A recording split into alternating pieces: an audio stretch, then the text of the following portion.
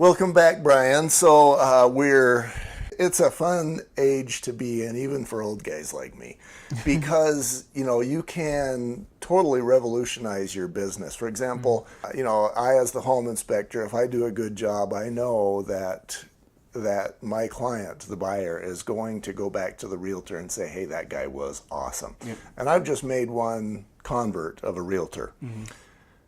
Nowadays, you're going to get that kind of feedback online, and instead of one realtor hearing about it, it's 100. Right, exactly. Yeah, and kind of the scary part, and maybe the exciting part, based off of that review or that feedback, is that you may not know if it's negative, right?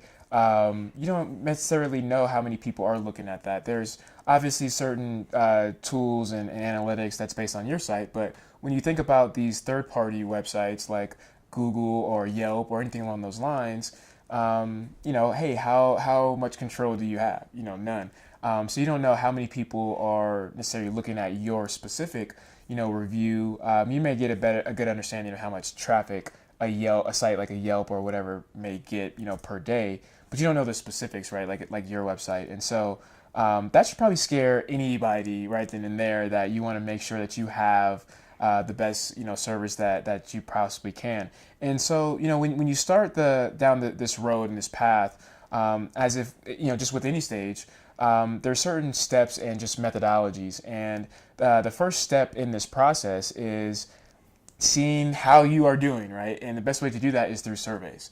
And so that's what I recommend with all of my customers, and within their businesses is, hey, how am I doing?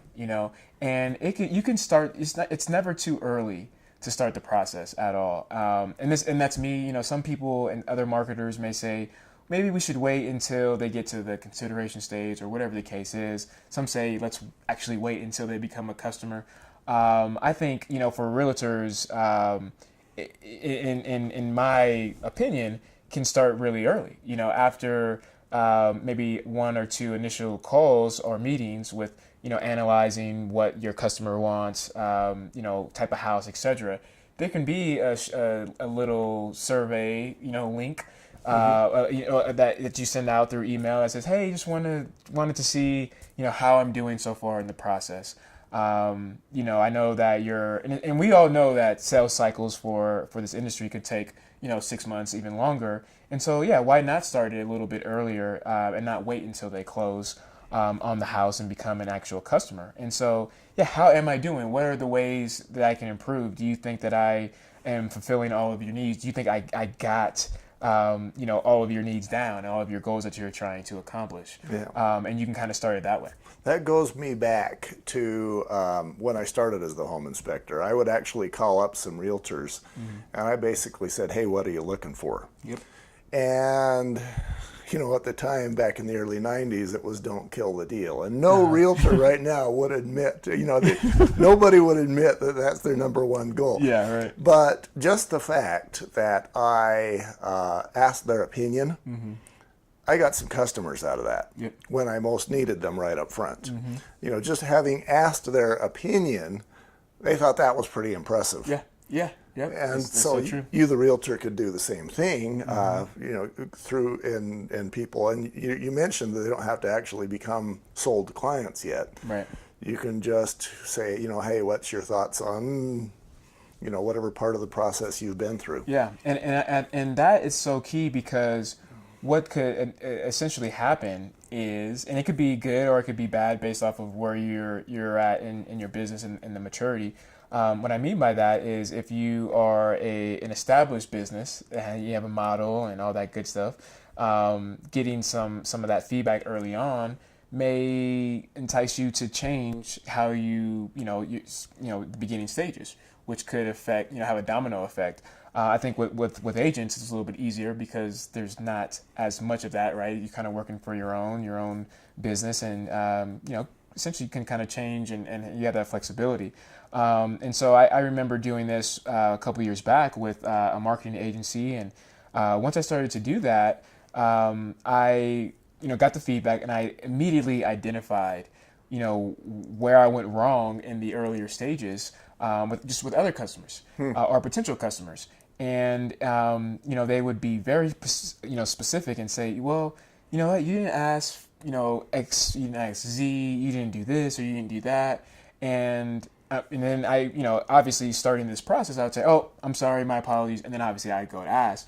But I started to take that feedback and implement it, and it actually got me, my sales increases, and also the quality of my sale increased, because with that feedback, being able to truly take care of the customer, right, and getting to know, okay, this is what customers really want and what they're really looking for at these stages. Essentially, and clients wouldn't tell me this until they signed a contract and we move forward. But they'd say, "Man, you took care of me in the beginning stages so well that you had me. I didn't tell you this, obviously, but you had me because you knew exactly what I wanted, and you listened to me. You got my needs and my goals, et cetera, et cetera, et cetera." Whereas before it was like, "Yeah, this is what we do. This is how I can help you," and getting those surveys out and truly identifying what your customer needs. Because if one customer comes to you for something, most likely, the others are coming to you for something. That's just kind of common sense, the nature of the business, right? And so being able to identify that is very, very essential to the business. That jibes with a couple of the books I've been listening to recently. One of them was by Richard Branson, and he talked about how some of his competition, for example, they had these executives in the company that were quite sure they knew everything that needed to be known about their subject. Oh, yeah. And so as a result, they developed a project or a product that they were quite sure was perfect for their clients. Spent millions of dollars. And so they put it out to market, and it's not what everybody wants.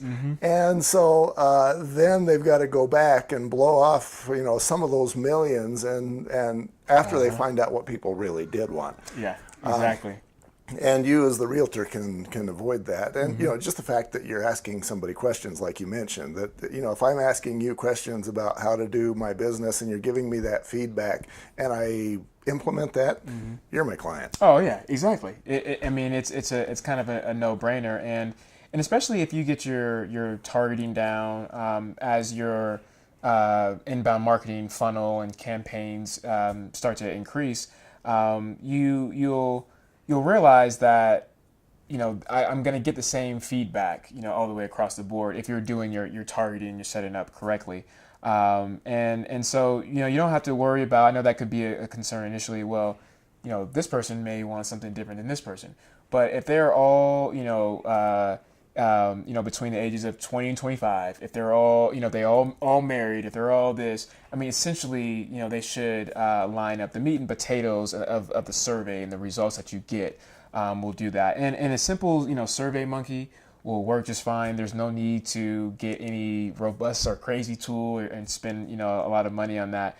I think if you have tons of clients, I think that if you were in a different industry, you may want something a little bit more robust where there's some automation and the reporting in regards to, what are the commonalities, what are some of the key points, and just through some of those tools, it'll kind of spit that out for you, which is great. You don't have to do that work. But with this industry and how there's more of that one-on-one touch and interaction, I wouldn't recommend going out and spending a lot of money, for that. And I think a simple email obviously is fine. We talked about making sure emails are mobile friendly, but because of you and the nature of the business, if you have their phone number, I would do it through text. You can have that link and send it to them through text. It makes it a little bit more personable, right? I think at this stage, that's what we're trying to get to. Hopefully, you've kind of established yourself there, which is the point. And I think taking a couple steps back, when you look at the methodology, it's really what we're really talking about here is the customer experience and their journey all the way through. And so you want to provide customer service from the start all the way to the finish, right? And we're going to talk some more about that in the next segment. We'll be right back.